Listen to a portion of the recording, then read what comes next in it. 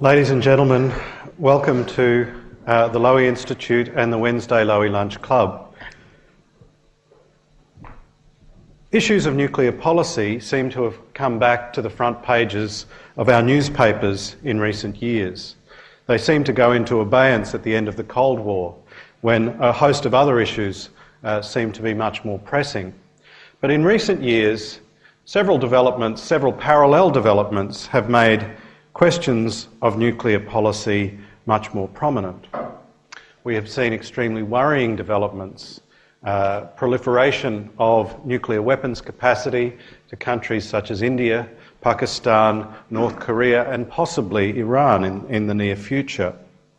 We have also seen, under the concern about global warming, a resurgence in interest in nuclear power. This resurgence in interest has led to, I think the latest count was over 90 nuclear power plants, either planned or under construction around the world at the moment. This means, of course, that questions of nuclear proliferation, the control of nuclear materials, and questions of nuclear strategy have come roaring back to the front pages. At the Lowy Institute, we are very lucky to have with us Martine Letts, the Deputy Director of the Lowy Institute, who is a member of the International Commission on Nuclear Non-Proliferation and Disarmament, which is co-chaired by Gareth Evans of Australia and former Foreign Minister Kawaguchi of Japan. Martine has a very long history as an Australian diplomat, some 17 years, in which she served and specialised on issues of arms control and disarmament. Martine's most recent diplomatic posting was as Australia's ambassador to Argentina. Before she came to join us at the Lowy Institute, Martine was the head of the Australian Committee of the Red Cross. Now, Martine is going to talk to us today about preparing for the second nuclear age and what Australia's role might be in non-proliferation and disarmament. This talk draws directly on her work for the ICNND, and it draws more directly on a particular report she has written for that commission on the role of partnerships between the civil nuclear industry and government in promoting questions of nuclear non-proliferation and the control of dangerous nuclear-related substances.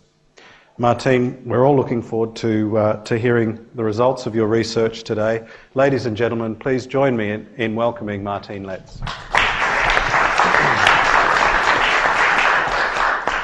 Thank you very much, Michael. It's actually quite unusual, almost weird, to be introduced this time, because usually when I'm up here I'm doing the introducing. And in that role, one of the things that you did forget to ask people is to turn off their mobile phones, please, so that the speaker doesn't get disturbed or distracted and we can have a productive discussion.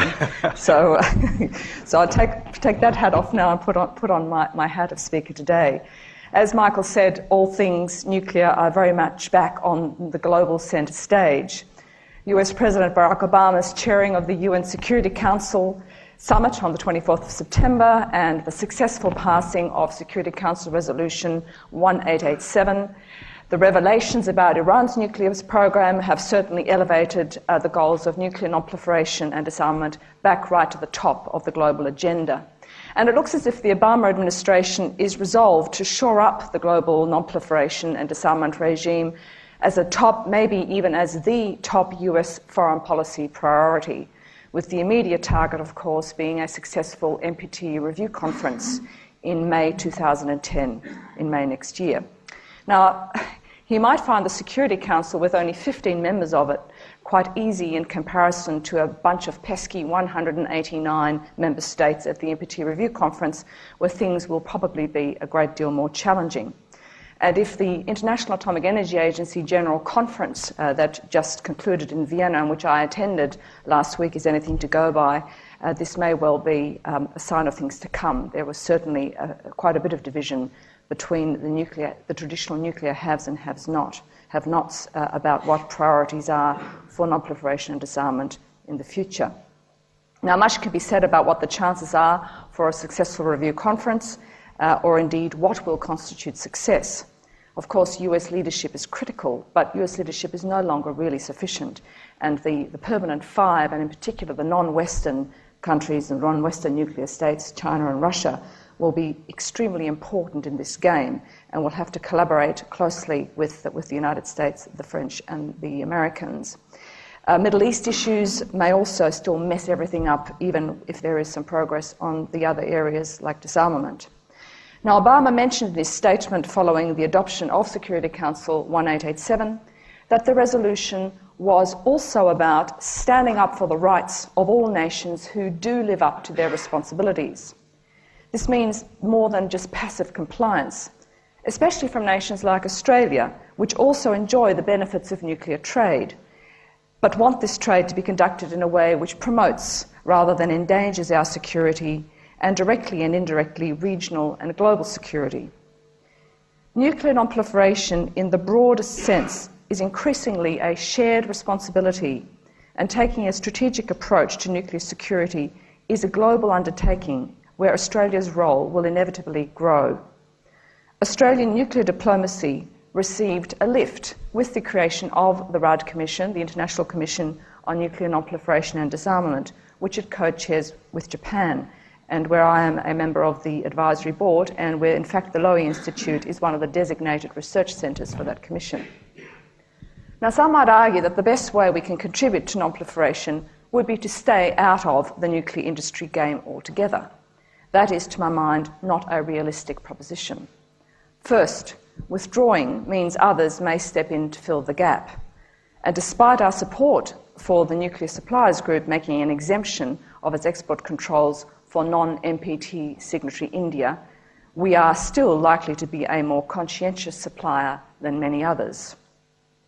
Second, given that one of the three cornerstones of the Nuclear Non-Proliferation Treaty, along with the disarmament and non-proliferation, is a recognition in Article 4 of the inalienable right of all parties to use nuclear energy for peaceful purposes, in conformity with their other treaty obligations, it is inconceivable that states' commitment to non-proliferation could be maintained, let alone strengthened, without a continuing commitment to peaceful uses of nuclear energy. Climate change and rapidly growing energy needs have increased the attractiveness of nuclear energy as a known provider of baseload power with a very low carbon footprint. Some speak of a nuclear renaissance, others have called it the coming of the second nuclear age. Nuclear power as a hedging strategy, especially in geostrategically fragile regions like the Middle East and North Asia, are also putting more pressure on a fragile NPT and its associated institutions, including the International Atomic Energy Agency. Many countries have plans to acquire a power capacity, and there's been an increase in the signing of nuclear cooperation agreements, something like another 50 nuclear cooperation agreements. Public opposition to nuclear power remains significant, but it is changing.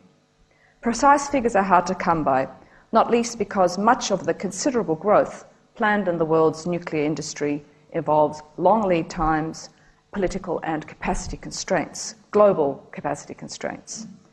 But even if only a small percentage of the planned growth in the civilian industry sector comes to pass, it will have implications for the world's proliferation controls.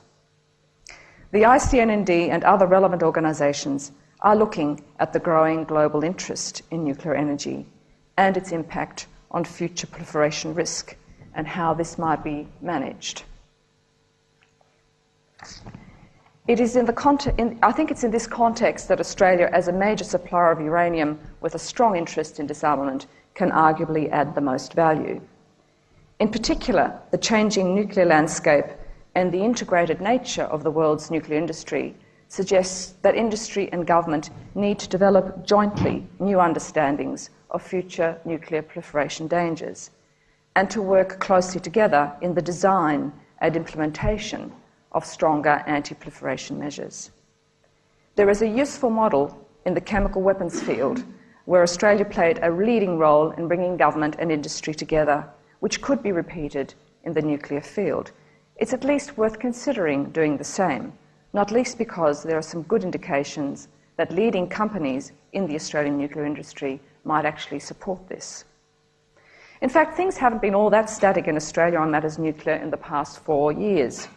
In addition to the establishment of the Commission, the Joint Standing Committee on Treaties in Canberra has just conducted its own report on nuclear non-proliferation and disarmament with some very pertinent recommendations. An Australian Research Council funded survey to track the evolution of Australian attitudes to nuclear power has just been announced. The ALP has ended, of course, its 3 mines policy, and some union leaders have called for a debate to review Australia's consideration of nuclear energy. And of course, under the Howard government, the Switkowski report conducted a preliminary feasibility study of how Australia might add value to its uranium mining and exports, as well as looking at the feasibility for nuclear power in Australia. Our biggest nuclear policy choice with international effect was to support the NSG decision in September 2008 to provide India, a non-NPT member, an exemption from NSG export controls. Of course, this story is not over. India continues to make it clear that if Australia wants to shift its relationship with India to a strategic level, what it needs is for Australia to sell it uranium. Now, this warrants an entire seminar of its own, and I'm not going to address it in detail today, but I do note that this could raise its head very soon during Prime Minister Rudd's planned visit to India in November. Now, let's have a quick look at how real the nuclear renaissance might be, what the risks and opportunities are, and what the international community and Australia might do about it. According to the World Nuclear Association, nuclear power is under serious consideration in around 30 countries which do not currently have it. With 40-plus reactors being built around the world today, more than 130 planned to come online by 2030, and over 200 further back in the pipeline, the global nuclear industry obviously has big plans.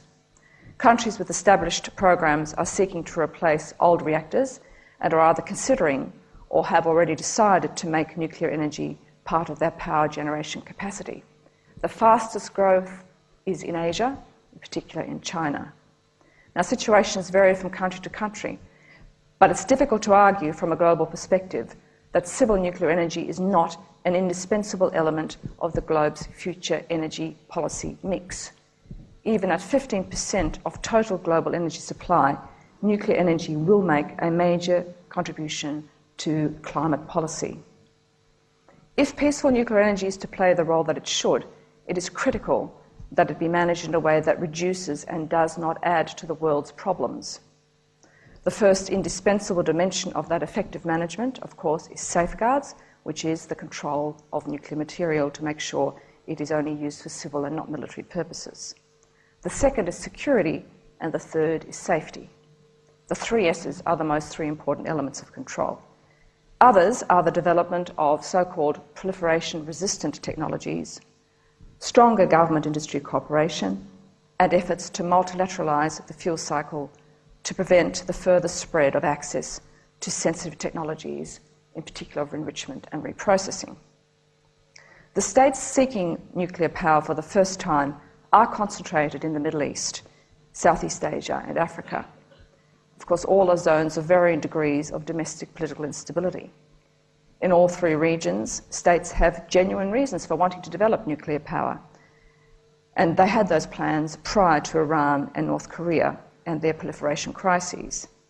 Significantly, Vietnam and Indonesia, in our own region, have signalled their intent not to develop enrichment capacities, as have in the Middle East, Bahrain and United Arab Emirates. This pattern is not necessarily being followed by other power aspirants in the region, such as Jordan, where China, for example, is not requiring such restraint. Not only do these developments show that some suppliers are prepared to take the minimalist approach to nuclear cooperation, it puts pressure on those supplier countries and companies which want to pursue best practice supply policies to resist stronger international supply rules that might be needed to stem the proliferation dangers of an expanded civilian nuclear energy sector, especially to new countries. Now, there's always an outside risk that the establishment of even the most basic nuclear infrastructure and expertise will presage later pursuit of a full nuclear fuel cycle. And some commentators on these matters have called these cooperation agreements bomb starter kits. I'm not going to go that far. Under cover of their rights to develop such technology for civilian purposes, the examples of Iran and North Korea have presented great challenges to the international community in managing future nuclear ambitions by new states under current international rules, which have obviously not deterred a determined proliferating state.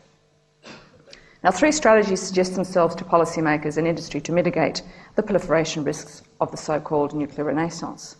They're technical solutions, commercial and political solutions. Technical solutions would include making fissile material more technically difficult to produce and include the development of nuclear reactors that produce less or no fissile material and or make any fissile material more difficult to extract. Commercial solutions might include replacing turnkey reactor sales contracts by build-own-operator contracts, or inserting minimum non-proliferation requirement provisions into supply contracts, as we've seen in the agreement between the United States and the United Arab Emirates. Political solutions would include placing the nuclear fuel cycle under multilateral control with supply assurances and restricting supply to those states with a more intrusive additional inspection protocol in place with the IAEA. Now, credible assurances of supply free from vexatious or political interference will be required. Sounds easy to say, harder to do. But the point is that all of these strategies will involve the nuclear industry in one form or other. Until now, it's been more or less accepted wisdom that the issue of proliferation is a political and security matter for governments. Industry's view, broadly shared by most governments, I must say, but contested by some aspects of civil society, is that nuclear power or that the industry has no direct responsibility for nuclear weapons proliferation. Industry feels it's already highly controlled and regulated, and that the abuses are largely due to the consequences of actions by rogue states and their associated networks determined to develop nuclear weapons programs. Yet, when you think about it, much of the world's nuclear industry is multinational, with significant public and private cross-ownership. I mentioned, for example, that Areva is actually 95% owned by the French government, where commercial interests, non-proliferation interests, and national strategic interests can overlap or collide. Industry also knows how fragile public support remains and how the slightest mishap can set things back for the industry, sometimes irrevocably. They are stakeholders in a world free of nuclear dangers, and so are their shareholders. Industry can contribute to global efforts to raise the political, financial, and commercial costs of proliferation, raise the banners, and raise the standards. Its technical and practical expertise and unique networks within industry and with government, as well as civil society, can make it a valuable partner in the promotion of nuclear non-proliferation and ultimately in a nuclear weapon-free world.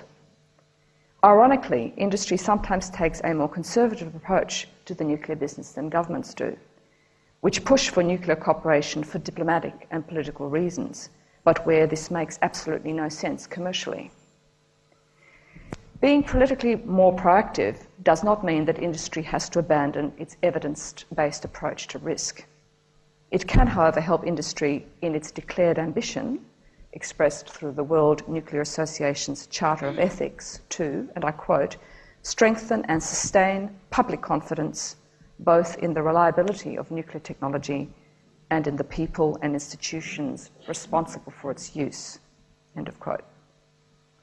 Industry is also at the front line of the development and spread of dual-use nuclear technology and has the capacity to prevent, limit, and place conditions upon the spread of that technology, as well as report it, and to influence the type of nuclear technology that is developed in the future.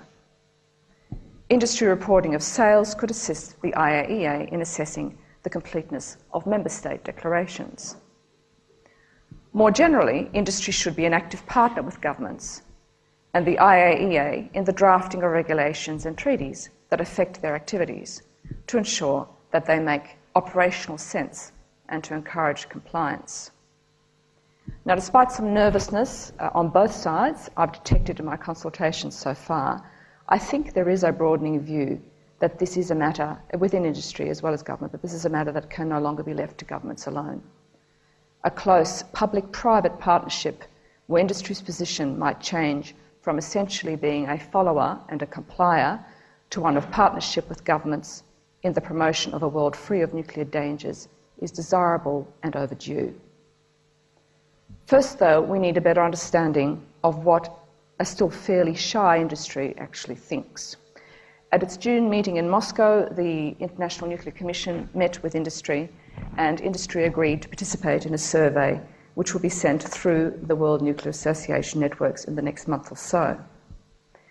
This is for the first time, to my knowledge, that such a survey has been conducted to gauge how industry feels about how a more regular dialogue and productive cooperation could be advanced in order to help major stakeholders manage the second nuclear age responsibly. And this survey is being designed here at the Lowy Institute. One of the survey questions addresses the idea of a government-industry summit, drawing on the experience of the Chemical Weapons Convention, in which a government-industry conference against chemical weapons was hosted in Canberra in 1989 by Australia. And it played an important role in the conclusion of the treaty in 1993 after more than 20 years of negotiation. JICWA, as we called it, was the culmination of 4 to 5 years of intensive consultation and diplomatic activity between government and the chemical industry. It started actually with the establishment of the Australia Group in 1985, when Australia brought together representatives of industrial nations which exported certain relevant chemicals to ensure that their industries were not associated with the production of chemical weapons. As leader of the Australia Group, and in the absence of a peak body for the chemical industry, Australian diplomats worked with key industry players such as Hoechst, Bayer and Monsanto to form a spearhead group to bring industry players on board. Strong support from one of the two principal chemical possessors, the United States, provided important political impetus. Now, the world's chemical industry certainly understood, eventually, took a little bit of time, the advantage of demonstrating to shareholders and to the public the commitment to chemical disarmament and non-proliferation, especially in light of its inadvertent contribution to Iraq's chemical weapons program. The industry knew that it was going to be regulated intensively and obtrusively. So there were strong advantages to industry being an active collaborator in ensuring that their business did not contribute to chemical weapons proliferation, while at the same time having a direct say in how technical and commercial confidentiality could be preserved through the chemical weapons treaty negotiations.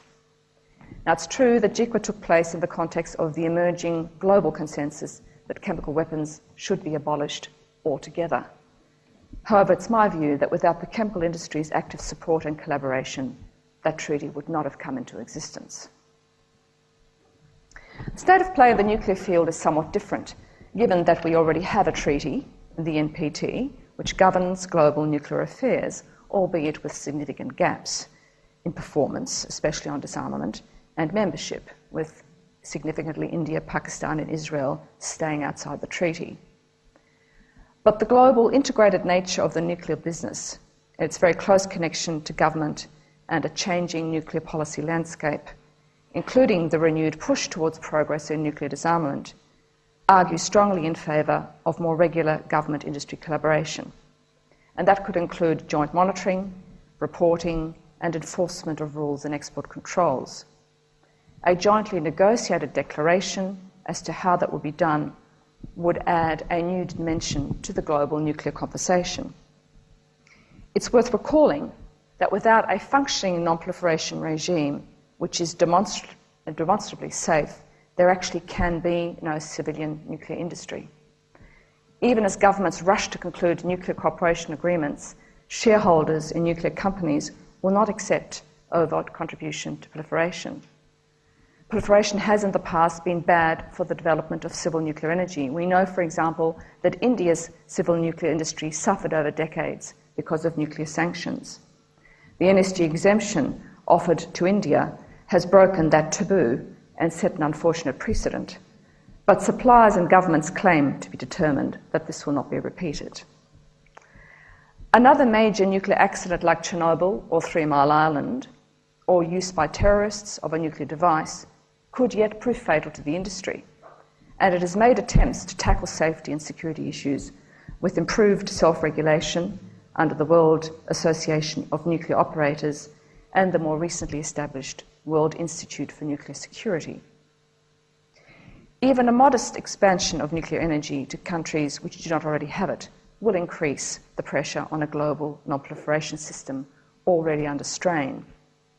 The spread of know-how and sensitive nuclear technologies will require the strengthening and augmentation of the current network of safeguard safety and security systems. And in my view, it will require a new pact with industry to jointly manage the threats and the challenges. A government-industry partnership becomes even more compelling given that supplier governments have under active consideration the development of new rules of the game which may have a real impact on the development of industry. These include the proposals for multilateralising the nuclear fuel cycle, to limit the spread of sensitive nuclear technologies, to change nuclear supply group rules to insist that countries not exercise the right to develop sensitive technology as a condition of future supply, as well as making the adoption of the IAEA Additional Protocol a mandatory condition of supply.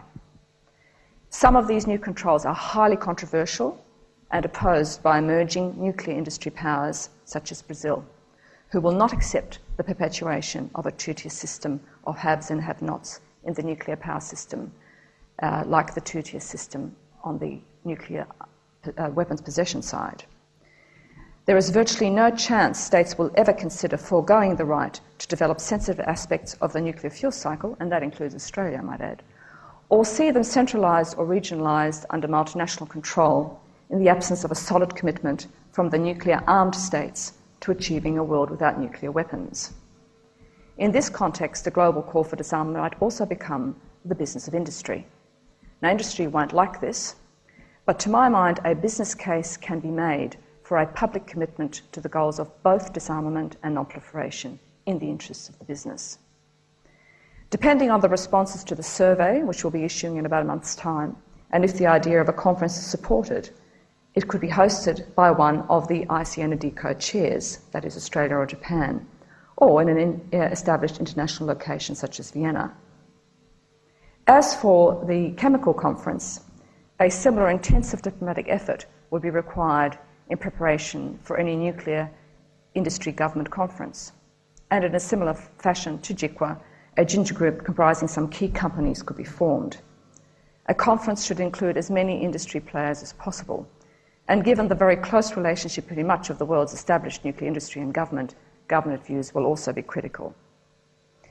As a first step, a supportive industry group could be engaged to conduct consultations with industry in collaboration with a supportive government.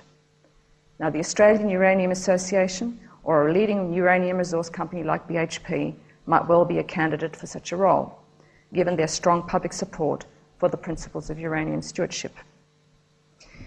So the idea, in conclusion, of a closer partnership between government and industry on non-proliferation and disarmament is one which Australia should spearhead and which might even attract bipartisan support in Australia, bipartisan support which is notably absent on the issue of domestic nuclear power in Australia.